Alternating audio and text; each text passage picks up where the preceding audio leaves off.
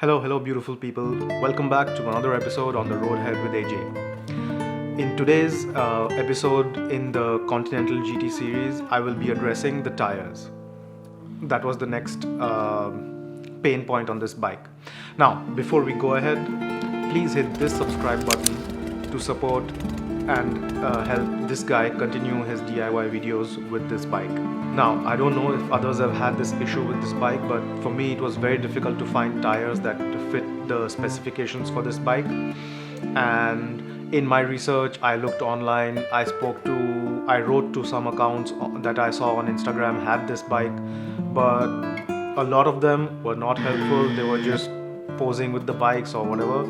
Some were helpful.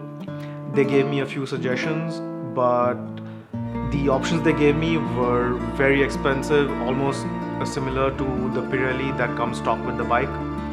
And I personally did not want to go with the Pirelli because I'm not really happy with those tires. They're too smooth and they tend to skid very easily. And of course, there's the cost aspect to it. So I finally found tires from this brand called Timson that everyone's getting them from. You can find the tire specifications in the manual, but if you don't want to do that, here they are. Now, these also were out of stock for a long time from the dealer in Bangalore, but they were finally back in stock in December and I got them. Now, I won't be doing the installation myself because I've had a small accident playing sports and torn both my meniscus in the left knee. Here are the details on the tires that I got. For the front, it's 100 by 90, 18 inches, and the model number as per Timson is TS823. The front tire cost me 6,000 rupees.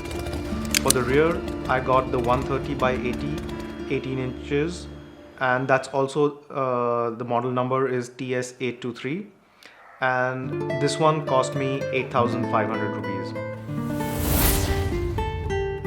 Now, Timson charged me a courier fee of 750, so putting it all together, I paid 15,300 for both tires to be sent to me. Now, for the rear tire, Timson has about 2 or 3 options, and you can select it based on the kind of riding you do. If you want a softer tire or you want a harder tire. I got the harder tire because I tend to ride in the city, but sometimes roads are bad, so a tire with bigger tread patterns is preferable for me.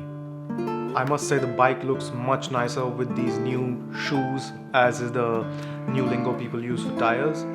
Sadly, I won't be able to ride it much in the next few months at least because I'll be traveling for work. But at least this work is done and someone or the other at home will be riding the bike. Well, this was a very short video. I hope this was helpful. I'll leave all the relevant links in the description and stay tuned for more DIY content on the road ahead with AJ. Until then, Dream on, ride on, and helmet always on.